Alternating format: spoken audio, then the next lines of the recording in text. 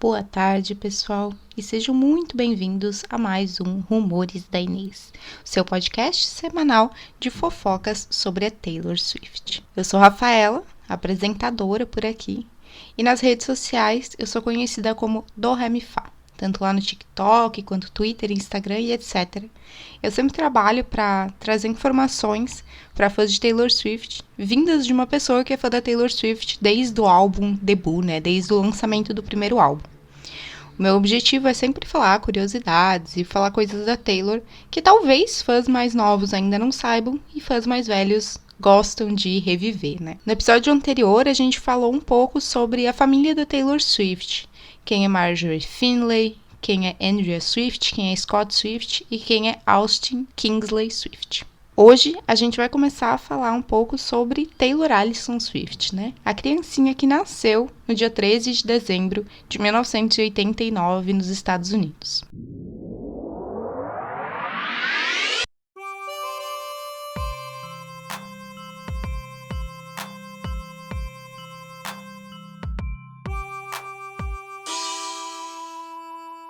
Taylor Allison Swift, Desde cedo dizem que ela já dava sinais da propensão dela ao estrelato. Mesmo no hospital onde ela nasceu, o pediatra que atendeu a Taylor pela primeira vez disse para Andrea que ela era uma menina de ótima personalidade.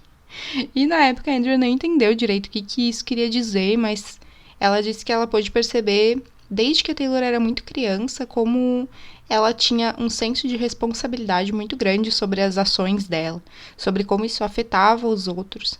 E ela disse que ela mesma nunca precisava botar a Taylor de castigo, porque a Taylor sabia quando ficar quietinha, ir pro quarto, que ela tinha feito algo de errado. E Andrea disse que ficava até preocupada nesse sentido, assim, como a Taylor sempre foi de se punir muito quando ela errava.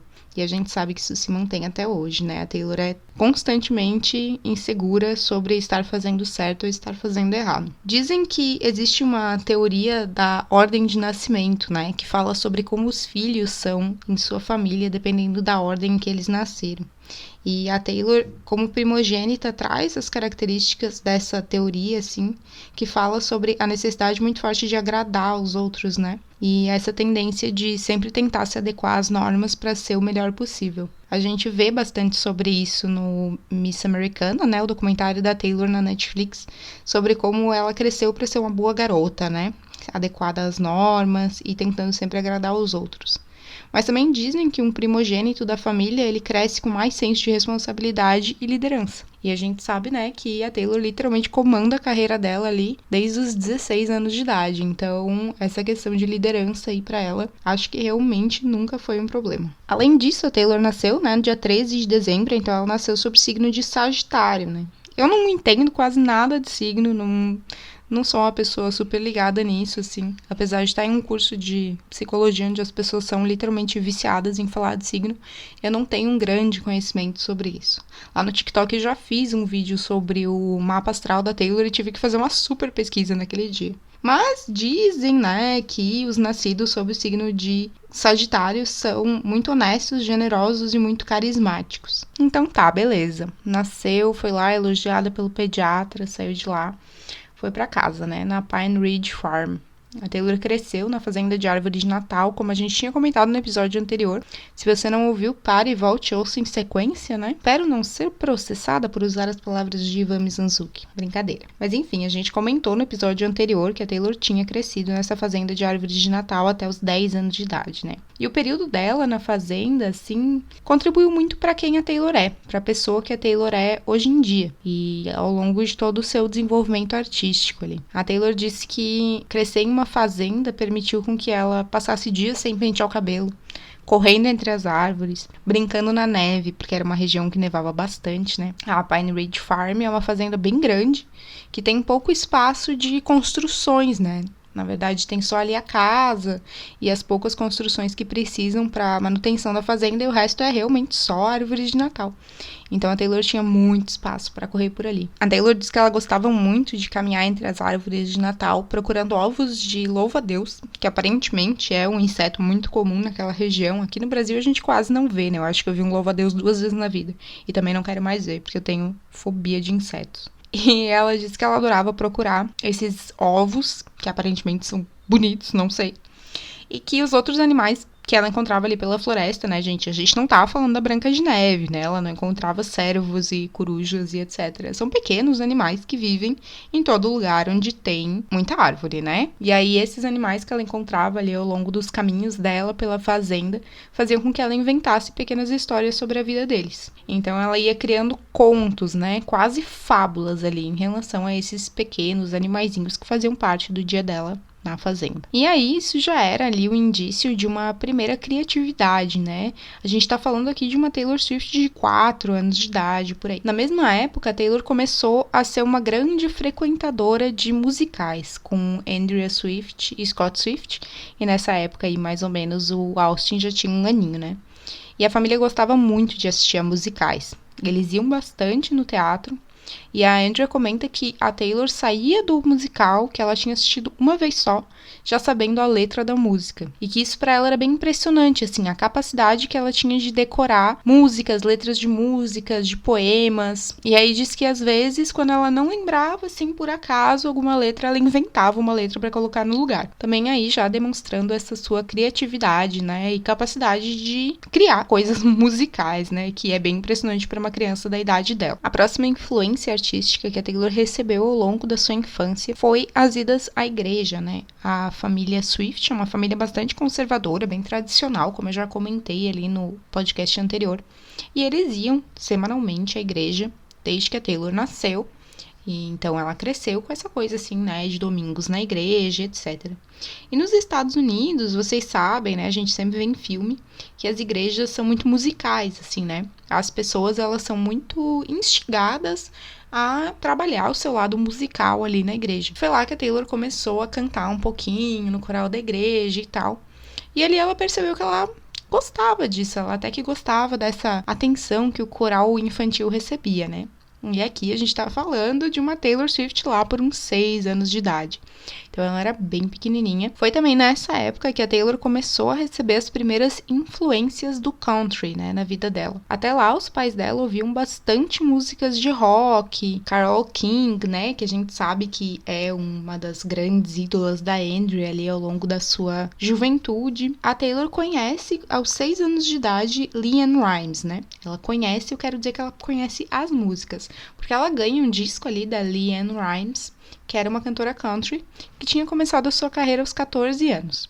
E a Taylor gostava muito de ouvir os primeiros álbuns da LeAnn, porque era uma menina jovem cantando um estilo de música jovem que a Taylor gostava bastante. Mas, mesmo assim, com essas influências musicais e idas ao teatro para assistir musicais, ainda assim, a Taylor dizia na escola que ela queria ser uma agente financeira, como o pai dela. Depois ela revelou que ela não fazia a menor ideia do que isso queria dizer, mas que ela achava que o certo era dizer que ela queria fazer a mesma coisa que o pai dela fazia, né?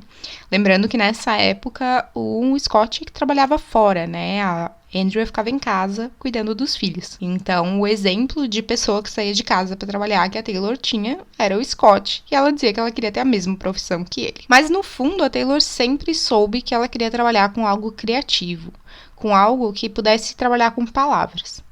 Então, quando ela começou ali, com 7, 8 anos, que ela começou realmente a ler e escrever, isso virou a grande paixão da vida dela. Andrea disse que ela passava o dia inteiro lendo, e quando ela não estava lendo, ela estava tentando escrever poemas. Que ela gostava muito de escrever pequenos poemas, mesmo que eles nem fossem muito bons. E que normalmente eles eram, sim, inspirados pela vida deles na fazenda. Normal, né? A gente escreve e a gente cria baseado no que está ao redor da gente. Afinal de contas, o Disney lá diz que ele começou a desenhar animais porque era o que ele via na fazenda. E aí, então, por isso que grandes personagens deles são animais. É normal que a gente se inspire com o que está perto da gente naquele momento. E a gente teve alguns exemplos desses primeiros poemas que a Taylor compôs, isso ainda morando na fazenda. Como, por exemplo, o Monster in My Closet, que foi um poema que a Taylor compôs, que chegou a vencer um concurso de poesia quando ela tinha 10 anos. Ela estava na 5ª série. A Taylor vai fazendo algumas brincadeiras literárias em relação a esse monstro, né? É um poema de 2 estrofes e 21 versos. Os professores comentaram que a Taylor ela usava palavras já bem impressionantes para a idade dela, para o vocabulário dela nessa época. Como, por exemplo, pounced, né? Que é, tipo, atacar, mas que é bem estranho, assim, para alguém da idade dela já usar. Além disso, na escola, a Taylor também escreveu um poema para uma professora dela que estava grávida enquanto ensinava ela. E o nome da menininha, de quem a professora estava grávida, seria nomeada Lindsay Clare. E aí, então, a Taylor escreveu de presente para essa professora, em 2001, o poema Lindsay Clare. E aí deu de presente para ela. E é lógico, né, que a mulher emoldurou e tem na parede dela até hoje que a Taylor Swift literalmente escreveu um poema para a filha dela. Imagina ser a tal da Lindsay Clare, que teve um dos primeiros poemas de Taylor Swift composto sobre ela. No poema, Taylor fala sobre Deus, sobre como a Lindsay Clare era um pequeno anjinho que estava vindo para a Terra. Então ali também a gente vê as influências da religião no começo da vida da Taylor. Então a gente está ali no 10º ano de vida da Taylor, que é exatamente a mesma época em que a família Swift muda da Pine Ridge, né? Eles vendem a Pine Ridge, que inclusive hoje em dia é uma fazenda que pode ser alugada para casamentos. Então, se você é Swift e você é milionário, você pode se casar na fazenda onde Taylor Swift cresceu. Deve ser uma fortuna, mas fica aí a dica. Eles vendem essa fazenda e se mudam para a casa lá milionária que eu tinha comentado no episódio anterior, realmente uma mansão de 470 metros quadrados. E é lá que a Taylor começa a explorar um pouco mais sobre o seu lado musical.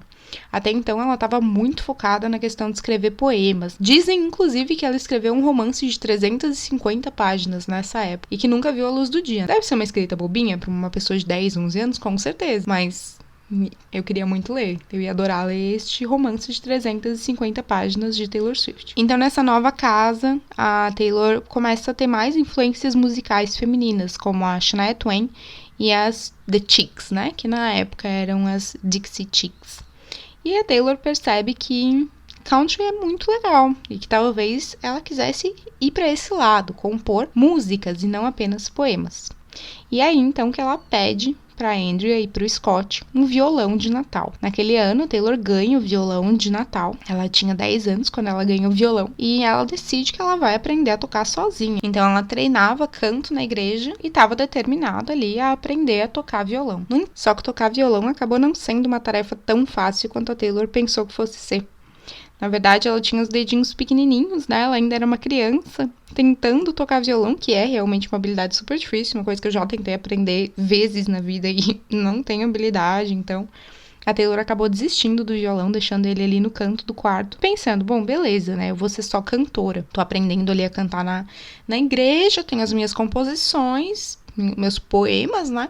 Outra pessoa pode fazer a música pra mim e vai ser isso aí, vai ser os meus poemas que eu vou cantar. E pra isso, então, ela continuou desenvolvendo ali as habilidades vocais dela e surgiu oportunidades dela cantar o hino nacional na abertura de jogos, né, que aconteciam ali na cidade dela. Também é outra coisa que a gente vê muito em filme, assim, as cantoras mirim indo abrir jogos, cantando o hino, que é uma música difícil pra caramba pra cantar, mas que ao mesmo tempo é brega, então dá pra super treinar melismas e etc. E a Taylor disse que ela ficava muito, muito, muito nervosa quando ela ia fazer essas aberturas de jogos. Inclusive, a cena final do Miss Americana mostra, né, ela indo cantar o hino em um estádio lotado, mas que a Taylor percebeu que ela gostava do fato de que quando ela começava a cantar, o nervosismo dela desaparecia por completo. Então ela focou nisso. Ah, beleza. Se quando eu estou cantando eu não fico nervosa, o que eu não gosto é estar ali em pé na frente de 1 milhão de pessoas sem estar fazendo nada, né? Todo mundo olhando pra mim, mas eu não tô fazendo nada.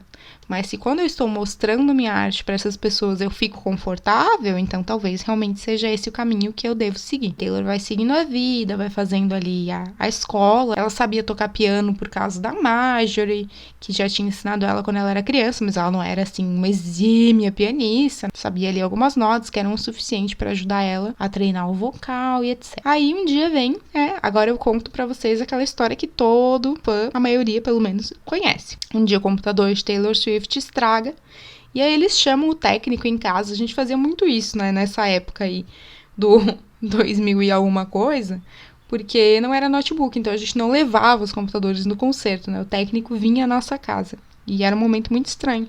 Ele entrava no seu quarto e ficava ali no seu quarto por horas. E aí, num desses momentos, o técnico olhou pro canto do quarto e viu o violão e falou pra Taylor, e você toca? E aí, então, a Taylor, né, com quase 12 anos ainda, 11, mas quase 12, diz, não, eu não toco, eu tentei aprender, mas eu não consigo, eu tenho uma mão muito pequena, eu acho que não é pra mim. E aí o cara fala, olha, eu posso tentar te ensinar algumas notas, alguns acordes pra tu começar, porque eu gosto bastante de tocar, mas eu não sou nenhum profissional. A Taylor disse que sim, e esse cara começou a ensinar violão pra ela, algumas aulas muito básicas, só pra ela entender que ela conseguia sim tocar violão, pegar confiança pra ir fazer aulas mais profissionais e aprender melhor. Então, a Taylor, com 12 anos de idade, não queria mais nada da vida. Ela tinha apenas um sonho, um bloquinho, um violão e uma caneta. E a Andrea disse que ela tocava aquela droga daquele violão o dia inteiro. Que ela chegava da escola, fazia os deveres correndo, ia pro quarto e ficava compondo, e ficava compondo, e ficava compondo, fazendo 1 milhão de músicas, escrevendo sobre coisas que ela via, sobre vizinhos, sobre amigos dela da escola, que ela conseguia ver música e ver um tema para uma música em tudo, em absolutamente tudo, inclusive nos livros que ela lia na época. E a gente sabe que ela faz isso até hoje, né? Ela usa inspirações que ela encontra aí no dia a dia, em livros, em filmes, na história da vida das outras pessoas que a cercam para compor. Nasce a pretendente a cantora country Taylor Swift. Isso se torna uma obsessão para Taylor. Ela realmente acompanhou o dia inteiro, ela realmente criava música o dia inteiro. E ela começa a descobrir a ideia de Nashville, a cidade que transformava cantores amadores em grandes estrelas do country. Essa história eu vou contar no próximo episódio. Espero que vocês tenham gostado do episódio de hoje. Eu fiquei muito, muito contente com o feedback que eu recebi a respeito do primeiro episódio. E a gente vai seguindo. A gente se vê na semana que vem aqui no Rumores da Inês.